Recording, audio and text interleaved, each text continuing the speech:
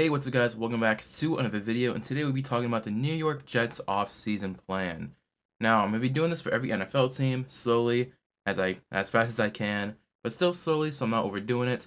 So let's get started with the number 2 overall pick, New York Jets off-season. So first, what they need to do, is obviously what they've already done, is hire coach Robert Saleh. He was the perfect hire. He brings new raw energy to a team that feels dead in the water, and has felt dead in the water for a couple of years at this point, not having any successful seasons since Sam Darnold was drafted, and before he was drafted. He's one of the brightest young defensive coaches in the league, and I'm very excited for the energy that he can bring not only to that defense, but also just radiate onto the offense as well. Off-season moves, and aka their own pending free agents. Rashad Perriman at wide receiver. His 2020 stats were 30 receptions for 500 yards and 3 touchdowns. He was a consistent deep threat for the inconsistent QB play. They had Joe Flacco, Sam Darnold, I believe another quarterback, can't remember his name. But they had a revolving door all season due to injuries and COVID and whatnot. He's young enough to fit the timetable of the rebuild. I believe he's only 26 or 27, something like that. He'll be very cheap. Just give him another 1-year deal. He was really the only consistent. Oh yeah, we can just throw deep. We know he'll at least have a contested catch, and usually came down with it. I mean, pretty easy. Yeah, he just Brian Poole corner. Now his 2020 stats were 44 tackles, a sack, and 2 interceptions. He's a quality veteran corner, and he had a good year. The veteran depth at secondary is lackluster. Also, he was just one of their best corners. He was able to match up with anyone, whether it was a slot receiver, the X, whatever receiver you want to line him up against. Also, I believe he fits Robert Saleh's pass rush heavy defense. I give him a 2-year deal. I think he's gonna want more than a 1 year. Prove it. He's already a proven corner. I'd give him a 2-year deal. Jordan Jenkins, defensive end / outside linebacker. Now he's listed as an outside linebacker, but what he exclusively does is pass rush basically. He had 2 sacks, 32 tackles, 2 pass defenses, a forced fumble, and 6 QB hits. He had a down year in every department. I believe last year he had 5 pass deflections, 2 forced fumbles, 5 or 6 sacks. Very good pass rusher.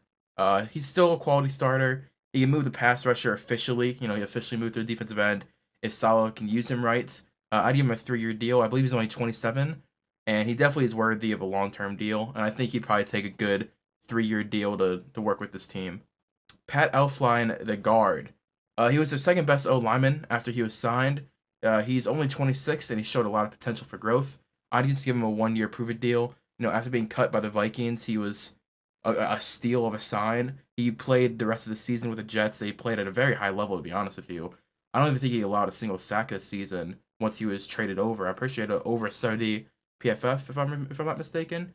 He had over a 70 PFF, which is, is definitely a starter. That's a starter on a good team. Marcus May at free safety. His 2020 stats with 2 interceptions, 11 pass deflections, 2 forced fumbles, 2 sacks, 88 tackles, 4 tackles for loss, and 2 QB hits. Without Marcus May, this defense will suck. It just will be bad. They have no good members of the secondary outside of Brian Poole and Marcus May. He has leverage because, they trade Jamal Adams because they didn't want to overpay him. And now Marcus May is the only quality safety they have left. So he has leverage. He can say, hey, I want to demand top 5 money in safety department. And, they kind of have to, because without him, they don't have a single starting safety on the roster. He definitely deserves a contract with a stellar play. I'd give him a 4-year deal, lock him up long term, and see what he can do. And yeah. Off-season moves, aka signing outside free agents or trades. Todd Gurley at running back. His 2020 stats were 600 yards and 9 touchdowns. Not as good as he used to be, obviously because of injuries and just getting older, but he's still worth a job. He's obviously a receiving back. We know this, and he's a downhill running back that fits Saleh's energy. Saleh's a very punch you in the nose, run down your throat kind of guy, and Todd Gurley is that perfect running back for them, and he's a veteran. I give him a 1-year deal. I think this could be his career for the rest of his years, 1-year deals, and it's moving around the league. But I mean, hey, get your money how you can, Kenny Golladay at wide receiver. His 2020 stats were his 2019 to 2020 stats with 1,500 yards and 13 touchdowns. He only played 5 games, and in those 5 games, he was even limited. Like he didn't play every snap on offense because he was still dealing with injuries all year. He's a top 3 wide receiver in this year's free agency. Last year, he's a Pro Bowler, and next to Jamison Crowder, he could be dynamic for whatever quarterback they have. I'd easily give him a 4-year top 10 wide receiver money. He's gonna demand a lot. If he doesn't get tagged by Detroit, they're stupid. 1, and 2, he's gonna demand a lot of money and get a lot of money because he's that kind of receiver. Brandon Scherff, guard from Washington football team. His 2020 stats, he only allowed 3 sacks, and he had an 84.1 PFF grade, which is among the best as a guard in the NFL. He's going to have every team offering money that needs a guard. He'll probably become the highest paid guard in the league. I'd easily give him a 4-year deal. I know he's 30, but his play has been so good. I think it can carry on for a couple more years. Even at his worst, he's still a starting guard in this league. And if you get Pat Elflein and have Brandon Scherff at the other opposite guard, that is a very good 1-2 punch at guard, especially if they do what I want them to do in the draft, which is amazing. You're gonna love it. If they can get Brandon Scherff, Pat Elflein, Mekhi Becton, and the person I have him drafting, it'll be a top 10 offensive line immediately. Richard Sherman at corner from San Francisco. His 2020 stats were interception and 67.7 PFF grade. He had an injury-riddled season, as much of the 49ers did. He actually tweeted, and I'll have that tweet up on the screen right now, that the Jets got a good one as a head coach. It's very obvious he's going to reunite with Saleh. I think it's a given at this point that he's going to go to New York to follow Robert Saleh. And it'll be a 1-year deal, easy. Now, this is the only trade I have the Jets doing, trading for Deshaun Watson, quarterback out of Houston. His 2020 stats were 4,800 yards, 33 touchdowns and 7 interceptions, and a 112.4 QBR. He led the league in yards per attempt, and yards per completion. Jets are the head runner, as reported. Dolphins are number 2, and obviously there's like 8 teams that are all trying to get him, but from what I'm hearing, the Jets are number 1. He's obviously an upgrade over Darnold, and do it, dear God, do it. Trade anything to get Deshaun Watson. Trade anything, trade everybody. Do what you gotta do to get this all-star, superstar, franchise-changing quarterback. Dear God, please do it. Now, here's their draft. As I said earlier, Penei Sewell, this is if they don't trade for Deshaun Watson and they don't trade back anything, if they just pick where their picks are at. Penei Sewell at tackle, I think he's probably the greatest tackle prospect to ever come out of the draft. He's going to be a sure thing top 5 tackle no matter what team drafts him. He's going to be a top 5 tackle in the league. I'll pair him alongside Mekhi Becton, move either one of them out to right tackle. That is probably the best duo at tackle in NFL history. But Mekhi Becton is stellar, and Penei Sewell is going to be stellar. Immediately, you have the best tackles in the league, and you might have a conversation a couple years from now, the best tackles in NFL history.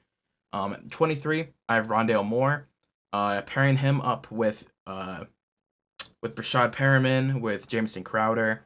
I think that could be a very good wide receiver core. This is obviously This is gonna be Sam Darnold thrown to them.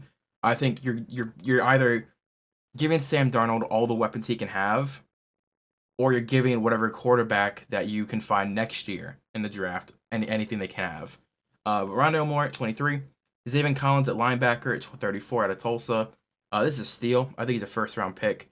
If he falls to 34, you got to pick him. That is a crazy defensive star as Zaven Collins. I think Saleh would have a field day having him in his linebacker core in his defense. Brevin Jordan at tight end. They're really lacking at tight end. They have Christopher Herndon, but he really hasn't blossomed in anything. Brevin Jordan is a very good blocking tight end, and I think he could develop his receiving. Eric Stokes at corner, 86 out of Georgia at corner. I think he becomes a starter day 1 just because of how lackluster their corner depth is. Trey Sermon at running back immediately becomes the number 1 running back at Ohio State. He had a crazy playoff run, and I think they can carry over. Alec Lindstrom, center out of Boston College. This is kind of finishing up this offensive line. If you draft Penei Sewell, have Mekhi Becton, you sign Pat Elflein, and maybe if you sign Brandon Scherff, I think Alec Lindstrom could either be a starter or a very good backup. But if they don't sign anybody at center, I forgot who their starting center is right now. But I know he's not good, so I think Alec Lindstrom can maybe even start day 1, and getting him at pick 147 is crazy. James Wiggins, 156, I think is a good good pick out of Cincinnati, who went undefeated this year, I believe they did. So winning culture, bringing it over to the New York Jets, and Kendrick Green, guard out of Illinois, is just a good backup. I think he'll probably do good in the bench press because he's a pretty hefty dude. But yeah, I think it's a pretty good draft. If you guys did enjoy, please leave a like, comment, and subscribe. Comment down below. Robert Saleh is a beast if you didn't make it this far. Thank you for watching. I hope I'll see you later. Peace. And I believe either today or tomorrow I'll have the Dolphins out. I'll see you guys later. Bye.